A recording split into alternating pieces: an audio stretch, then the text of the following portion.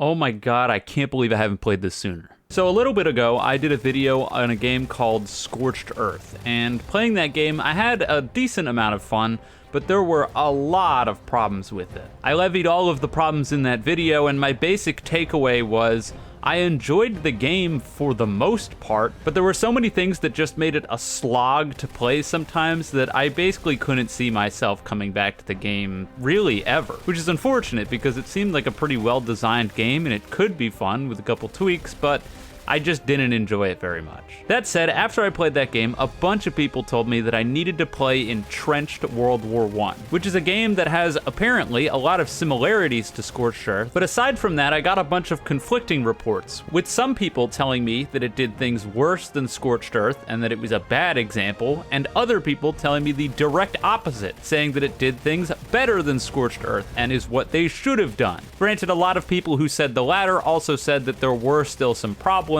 and I did run into some problems, so they weren't entirely wrong. That said, I can 100% say with utmost certainty that I had so much fun playing Entrenched. If you have any interest in shooting games, if you have any interest in World War, like old war type of games, all of the whole 9 yards, I highly recommend you play this game before I even talk about it at all. It's an incredibly fun game. It's got a lot of nuances, a lot of teamwork that can be involved, along with not forcing teamwork down your throat, which once again, as I mentioned in the Scorched Earth video, makes the game oh so much better, because when you're working with the team and you have a couple squad mates that know what they're doing and are sticking together, it feels fantastic. But when that's not happening, it doesn't feel like you're completely kneecapped to the point of not being able to play the game. Anyways, with all that said, and with the recommendation out of the way, first things first, I want to talk about all of the things that I loved about Entrenched. And the first and most important thing that I need to talk about is the map design. I felt like I was getting gaslit beyond belief when I released the Scorched Earth video, and there were a couple people in there. Actually, not a couple people, a fair few people in there that kept telling me over and over again that people were just voting for these flat, empty wasteland maps, and not only that, but the flat, empty wasteland maps were realistic, and that the flat, empty maps were really not that bad. I thought I was gonna lose my fucking mind. And yet, I went and I played Entrenched, and a lot of those quote-unquote flat and empty maps exist here, but they're actually well designed and they actually work because the people who are putting them together actually thought about the fact that you can get shot by snipers from 30 miles away, so they tried to make it harder for that to happen. Imagine that. Yeah, Entrenched maps blow Scorched Earth's maps out of the water by 1.5 miles because they did this really interesting thing called map deformation by default, making it so that way on the vast majority of maps there are either already dug trenches in the map,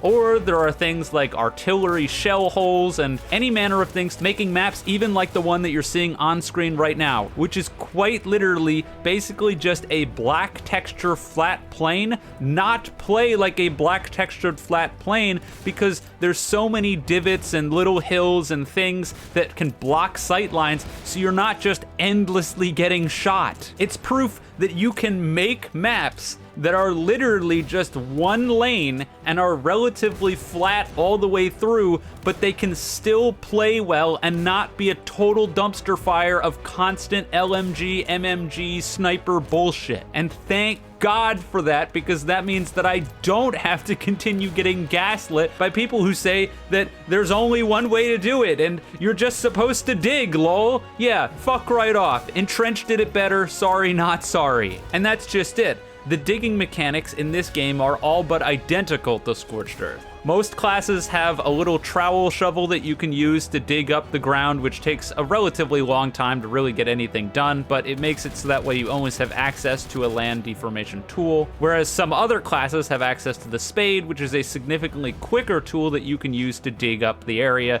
and make trenches. And once again, because there's already divots and inclines in the map pre-built into it when you start, it makes building these trenches and dynamic gameplay regarding them a lot more interesting, because you can end up somewhere and decide that digging closer in order to get into a more effective range for whatever weapon you have might be a good idea, whereas if you see someone digging, you can try to throw a grenade over there. You get the idea. It all just works and is basically pre-built into the game itself because of the way the maps are designed. It works great. Now, that said, I can't say that all of the maps were bangers. I would say pretty much every single one that I directly played, except for one of them, felt playable and fun. That said, this one map was horrifically designed, and I don't know how the same people made some of the other maps and then made this one. You're looking at it on screen right now, and it's basically just this big mountain base, and there's basically no cover anywhere. It's a giant canyon, and it's just a shooting gallery where two people just sort of sit on either side of their only pieces of cover that are miles away and shoot sniper shots back and forth. I mean, I did really well on the map by playing to the map, by being a degenerate and just constantly sitting in the back and shooting people with a bolt-action rifle, but I just don't see how this could have been fun for the people who were trying to push forward, because, well, whoever takes that first point first in Frontlines, which is the game mode we were playing, basically wins by default, because now they don't have to push. They can just sort of sit here for the next 20 minutes and shoot fish in a barrel as they try to get to the point. It is rough. And obviously, if you're trying to dig, digging isn't going to help you when you're on a downward slope and the other people can just see right into your trench. So you're screwed. It's just bad. I'm sure there are other maps like this, but like I said, the majority that I played for like almost 3 hours were all good. So I think I have a pretty good leg to stand on when it comes to saying the maps were pretty fun. Now, outside of maps, I think a lot of the mechanics that were put on display here, once again, work really well to the game's favor and prove to me that this whole hardcore thing doesn't really work very well for a lot of these games, and it's way more fun when it's tempered back a lot. The reason I say this is the first and most notable thing is the fact that in this game, you have passive health regen. Thank God. Now, to be clear, the passive health regen is very slow. So if you're getting shot by things that are taking away half your health, it's gonna take a hot minute to get all of that health back without a medic healing you. But the fact that passive health regen exists at all, and the fact that they made the medic only able to heal itself by healing a teammate, a really interesting mechanic that initially I wasn't sure how I felt about it, but upon further review, I think that that's a really neat way to make the medic not just an endlessly survivable class, but once again encouraging it to heal others to heal themselves. I think it could benefit from healing more when you heal someone else, maybe a full heal anytime you heal someone else, but maybe that would be broken, not too sure, I'm just spitballing. Either way, the point is, without a medic, it's going to take quite a while for you to get your health back, but with a medic, you can be back in the fight almost instantly, because the people behind this had the foresight to make the medics directly powerful in their role. If you have enough charges on your bandages, you can take someone from 10 health all the way up to full health basically instantly, with the balancing factor, of course, being that now the bandages need to recharge. This is great because it keeps the flow of the game constantly going without a medic and a player both having to just stand there and wait 8 years for the medic to heal the person. It puts the timer on the medic's player's bandages instead of the timer being having to have both players sit there doing nothing. Once again, it works great because you can heal people mid-combat, which is a lot better, and outside of combat, you're not just sitting out of combat for a long period of time. Overall, I love the way they did medic in this game. I love the way they did healing in this game, and I think it works great. The other thing that I thought was really interesting, and initially I didn't think that I was going to like, but I ended up enjoying quite a bit, is the fact that in this game, everything works off of an unlimited ammo system. I haven't played a game with unlimited ammo in a hot minute, and this was the last kind of game that I expected to have that. It feels like any of these more historical games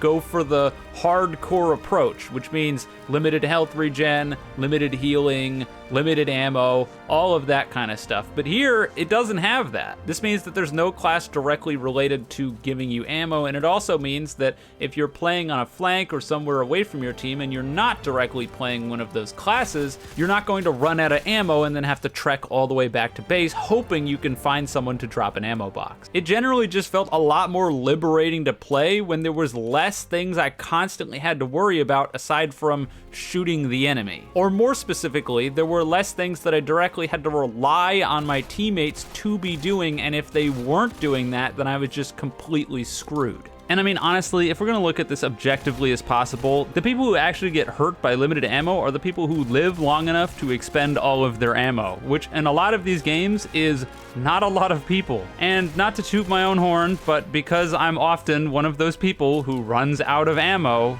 it directly affects me. But in terms of teamwork, I think that's a great point to talk about the fact that teamwork is directly encouraged and benefits your team greatly if you do participate in it. Almost all of the classes in the game directly encourage teamwork in some way. Some of them don't, and I'll be talking about them later because I think the classes could have used some work. But that said, things like the medic being able to directly heal teammates, making it so that any person on your team can revive a teammate, I think was a really cool decision that they made. Not to say that reviving is perfect, that in of itself had some problems, like the fact that the revive timer felt really short for some reason, and the fact that I think because this is a new system, they made it so that way if you die, get revived, and die again, no matter how long it's been since you died the first time, you can't get revived a second time. Battlefield solved this problem ages ago. There's just a timer after you get revived, and once that timer expires, you can die and get revived again. It just feels really awkward when you're having a really good life, die at the beginning, get revived, and then it's been like 5 minutes before you died again, die right in your teammates, and you're respawning. I don't know, I don't get it. The engineer being able to put up machine guns and walls in order to help out the team. And really one of the biggest things is probably something I mentioned earlier, which was giving every single player on the map some sort of map deformation tool, making it so that anyone can be digging up the terrain, which helps everybody. And not only that, but digging up the terrain, hear me out here, gives you points. Holy shit, digging the terrain, a mechanic in the game, gives you points.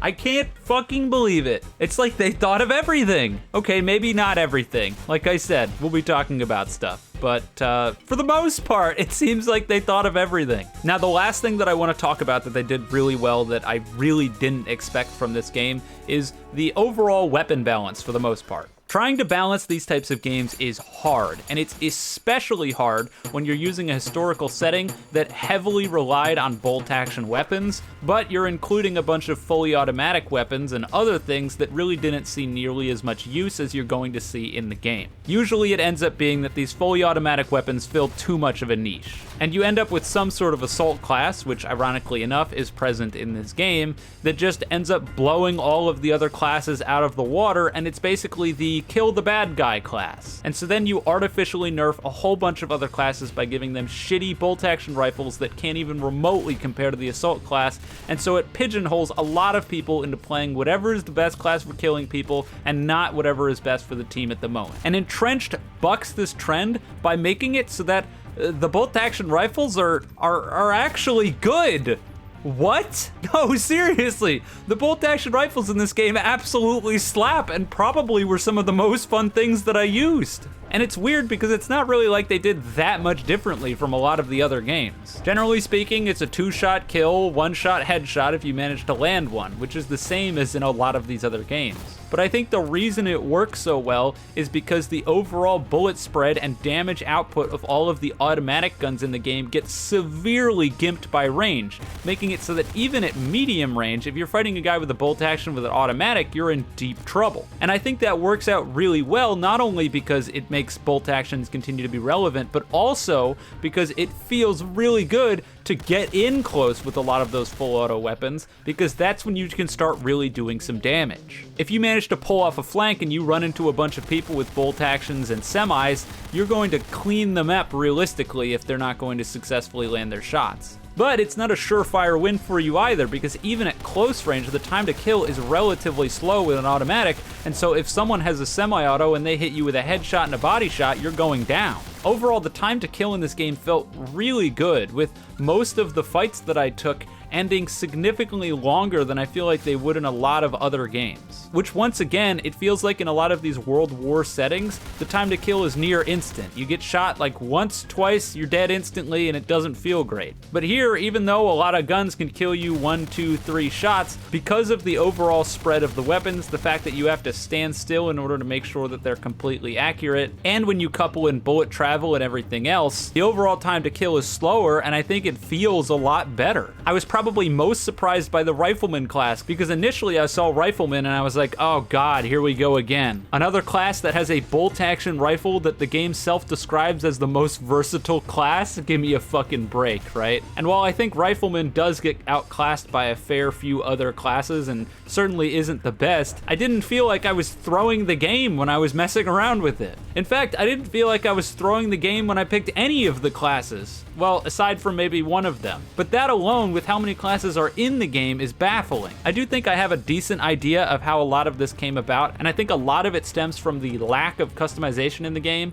which I think is both a positive and a negative that I'll be talking about later. But in terms of the positive factors, the fact that there's no customization in terms of weapons, so you're always going to have the same types of weapons that only fill one specific niche, means that each class excels in that niche, and there isn't any sort of thing that you can unlock that can throw things into the gutter. For example, I don't want to harp on Scorched Earth too long, but there were PDWs that you could unlock that were full auto in the medic class. They would take a decent amount of time to get, so I never unlocked them, but I can only assume that unlocking PDWs completely changes how medic can play. This means that in the beginning, when you only have a bolt-action rifle, it's rough, but later on, when you can get other things, medic completely changes. Here though, if you're picking medic right from the start, you have a semi-auto rifle, and that's the way it's going to be. And the semi-auto rifle is pretty good. So if you have a level 1 picking medic versus a level 100 picking medic, the level 1 can easily take out the level 100 any day of the week if they're better at the game.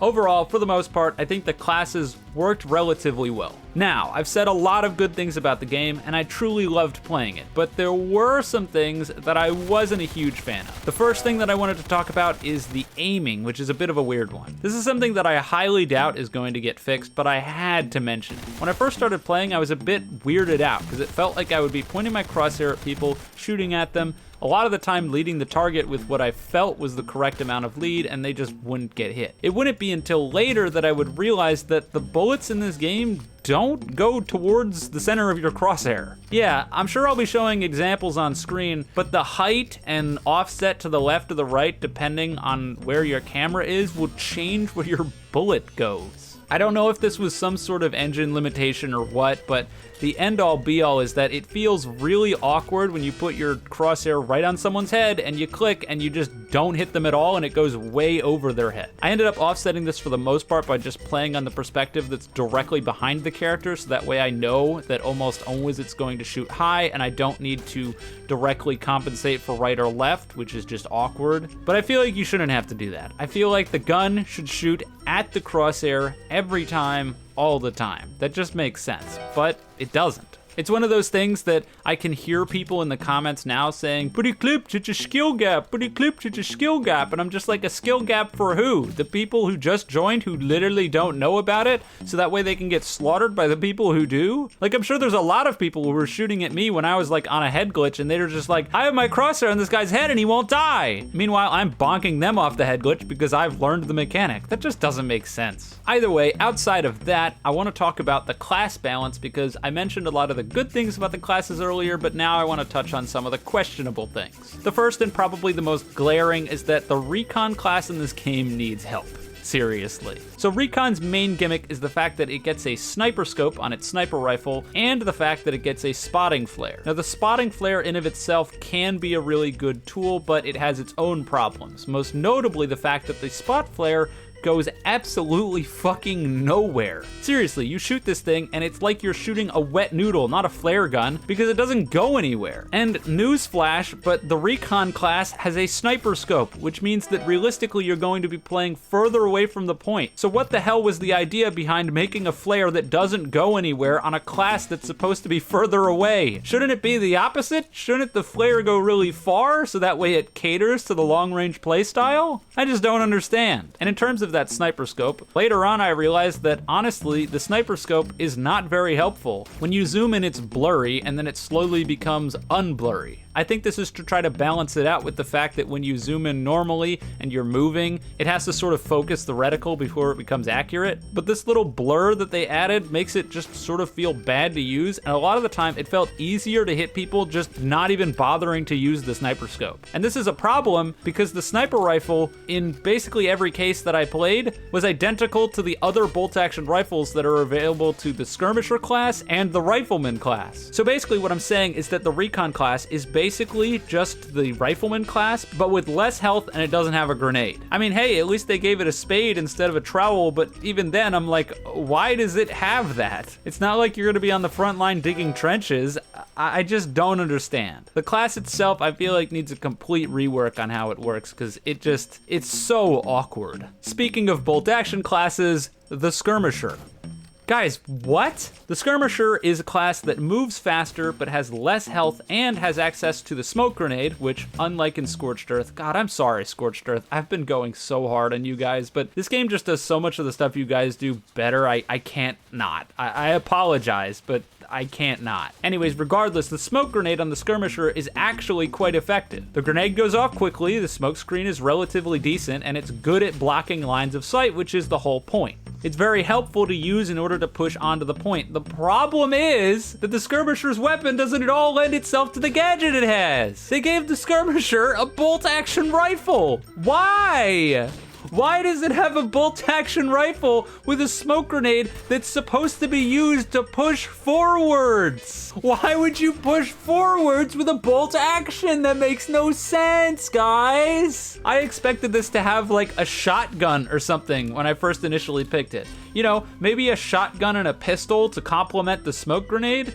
But no, in fact, there's no shotguns in the game. Maybe that was on purpose, maybe they thought the shotgun would be overkill, but this class should have some sort of close range weapon to compensate for the smoke grenade. Like, I mean, on that bad map I talked about earlier, I ended up playing the skirmisher for a lot of it, and I was just sitting in the back sniping. The class with smoke grenades that runs faster, and I was sniping. How does that make any sense? Now, one of the other classes that I want to talk about was the rifleman. I don't have a whole lot to say about this one, aside from the fact that I think that the bayonet is kind of garbage. It's just a normal melee weapon that you don't have to switch to, and I feel like if this is the only class with the bayonet, and the fact that you have the bolt-action rifle up close, which is, you know, less effective up close, I don't see any reason why the bayonet doesn't one-shot kill people. I don't know if that's gonna be controversial or not, but I see no reason why it shouldn't. I mean, come on, that's like the gimmick going on here, right? That you have the bayonet. It's hard enough to actually get close to people without getting killed by a guy with a flamethrower or a guy with a full-auto weapon or what have you. So if you do succeed, you should be bonking people in one shot, but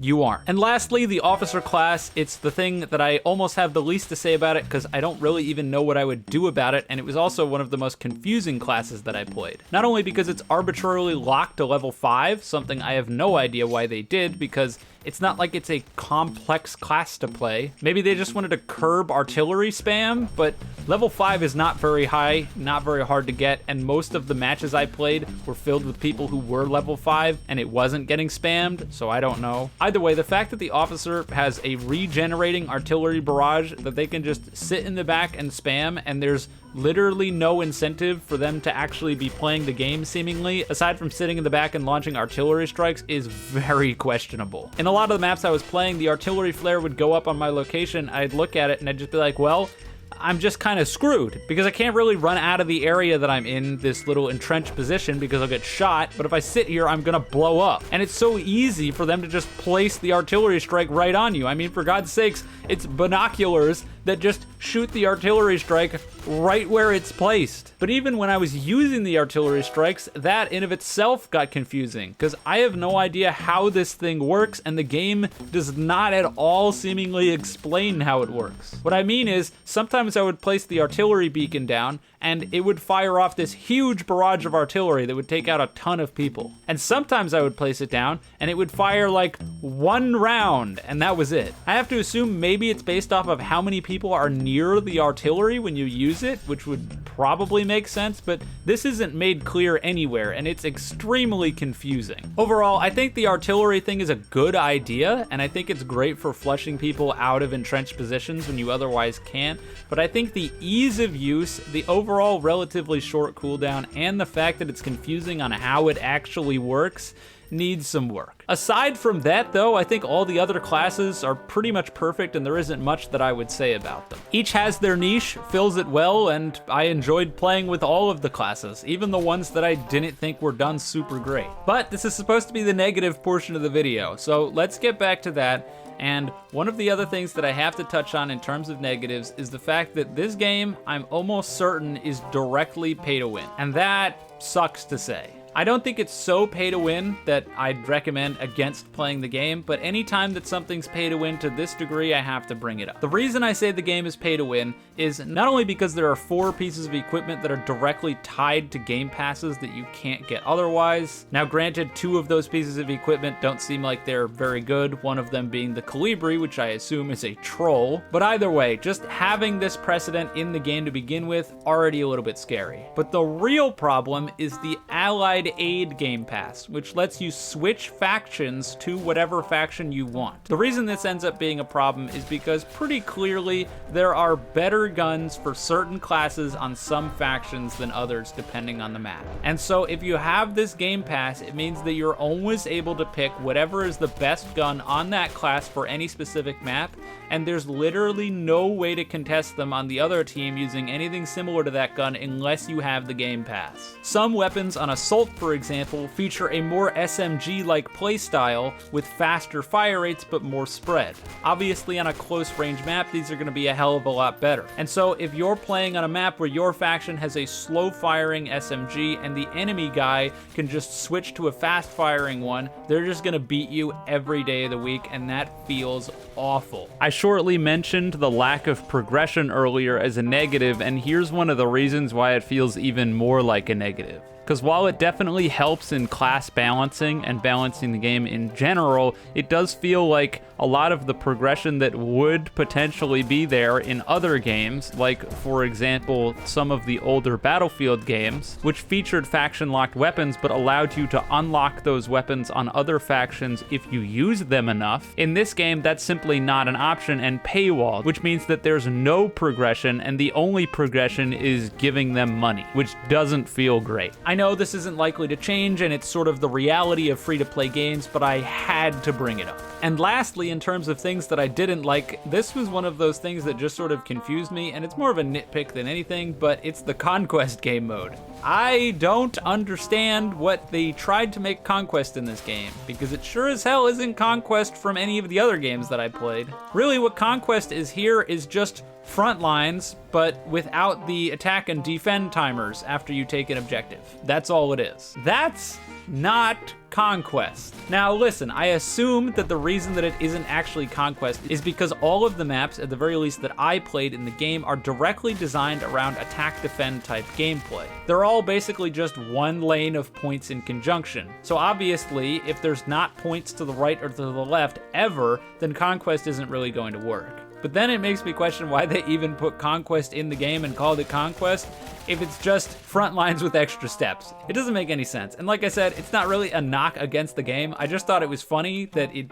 makes no sense. Anyways, aside from that, I think I'm pretty much wrapping up here. I realized that I forgot to mention earlier that the fact that the game doesn't really track your deaths is something that I think encourages team play and riskier plays, which I think is a really good thing. I know that's probably a hot take because people are always like, well, if you hide the deaths, then you're trying to make the bad players feel better, blah, blah, blah, blah, blah, blah, blah, blah. But the reality is when people don't have to worry about getting flamed for the amount of deaths that they have, they're more likely to actually play the game instead of sitting in the back and doing nothing. At least that's my opinion on it, and it always has been. I think that especially in games like this that are heavily objective focused, and also in games like this where you can have teams that are playing on attack or defend where one team is just more than likely going to die more than the other, not directly displaying deaths all the time is a great decision. Anyways, that's all from me. This game's super fun. It'll be linked in the description if you want to play it because I had a great time. Anyways, with that, I'm wrapping up here. So if you enjoyed the video, you can leave a like and subscribe. If you didn't, don't. And with all that being said, have a wonderful day night wherever you are, and see you guys next time.